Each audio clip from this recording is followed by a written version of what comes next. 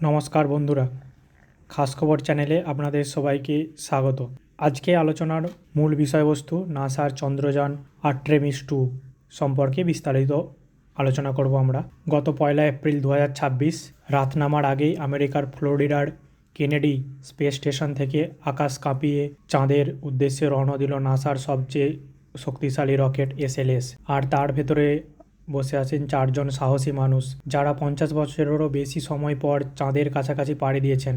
আজকের এই ভিডিওতে আমরা জানব এই মিশনটা কি, কারা কারা যাচ্ছেন, আর কেনই এটা পৃথিবীর ইতিহাসে এত গুরুত্বপূর্ণ। মিশনটা কি? নাসার এই মিশনের নাম আর্টেমিস 2। এটা হলো আর্টেমিস প্রোগ্রামের দ্বিতীয় মিশন। প্রথম মিশনটা ছিল আর্টেমিস 1, যেটা 2022 সালে শুধু একটা মনুষ্যবিহীন পরীক্ষামূলক উড়ান ছিল। কিন্তু এবারে আছেন মানুষ। এই মিশনটা 10 দিনের।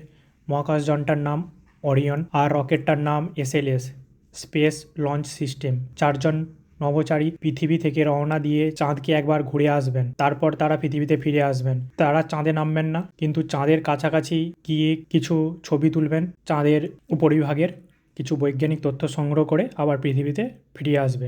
এটাই মিশনটার মূল উদ্দেশ্য বা লক্ষ্য। এরপর আসি আমার কারা কারা আছে এই চন্দ্রযানটার ভেতরে। এই মিশনটাতে যাচ্ছেন চারজন অসাধারণ মানুষ। প্রথমজন হলেন রিড ওয়াইজম্যান, তিনি হলেন এই দলের প্রধান নেতা বা কমান্ডার। আর দ্বিতীয়জন হলেন ভিক্টর গ্লোবার, তিনি পাইলট। তিনি এই যাত্রার ইতিহাস গড়েছেন। তিনি প্রথম কৃষ্ণাঙ্গ মানুষ যিনি পৃথিবীর নিম্ন কক্ষপথের বাইরে গেলেন। আর তৃতীয়জন হলেন ক্রিস্টিনা কোচ, মিশন স্পেশালিস্ট। তিনি প্রথম নারী যিনি চাঁদের কাছাকাছি যাচ্ছেন। আর চতুর্থজন হলেন জেরেমি হ্যানসেন, কানাডিয়ান স্পেস এজেন্সির নভোচারী। তিনি প্রথম অ্যাংলো ইন্ডিয়ান আমেরিকান নাগরিক যিনি নাসার এই মিশনে চাঁদের পথে উড়ে গেলেন। এই মিশনে এতগুলো প্রথম, এটা বলে দেয় যে এই মিশনটা একটা ঐতিহাসিক মিশন। এই মিশনটা কেন এত গুরুত্বপূর্ণ সে বিষয়ে আমরা একটু আলোচনা করব। শেষবার মানুষ চাঁদের কাছাকাছি গিয়েছিল 1972 সালে অ্যাপোলো 17 মিশনে। তারপর থেকে প্রায় 54 বছর কেটে গেছে। এত বছর পর আবার মানুষ চাঁদমুখী হলো। এই মিশনটার কাজ কি? এই মিশনটার কাজ হলো ওরিয়ন মহাকাশযানে লাইফ সাপোর্ট সিস্টেম পরীক্ষা করা, মানে মানুষ নিয়ে মহাকাশযানে যেটা ঠিকঠাক কাজ করছে কি না তা দেখা। পরবর্তীকালের মিশনগুলোর জন্য এটা অত্যন্ত জরুরি। আর একটা অসাধারণ তথ্য, এই মিশনে ওরিয়ন পৃথিবী থেকে প্রায় 4,50,000 কিলোমিটার দূরে যাবে, যা অ্যাপোলো 13 মিশনের রেকর্ডকেও ভেঙে দিতে পারে। পৃথিবী থেকে মানুষের সবচেয়ে দূরে যাওয়ার নতুন রেকর্ড।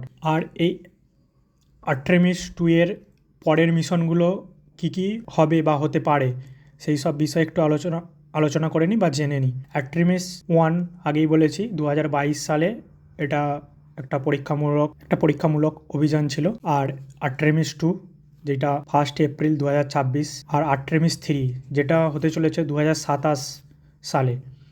এতে পৃথিবীর কক্ষপথেই স্পেসএক্স এর স্টারশিপ আর ব্লু অরিজিনের ব্লু মুন ল্যান্ডার পরীক্ষা করা হবে। আর আর্টেমিস 4 যেটা 2028 সালে পরিকল্পনা আছে, এটা হতে পারে মানুষের প্রথম অবতরণ 1972 সালের পর। নাসা চাঁদে একটা স্থায়ী বেস তৈরি করতে চায় 2030 সালের মধ্যে, এবং সেখান থেকে একদিন মানুষ পাড়ি দিতে চায় মঙ্গল গ্রহে। এটাই এই মিশনের প্রধান উদ্দেশ্য। বন্ধুরা, মানুষের জিজ্ঞাসা কোনো থেমে থাকে না।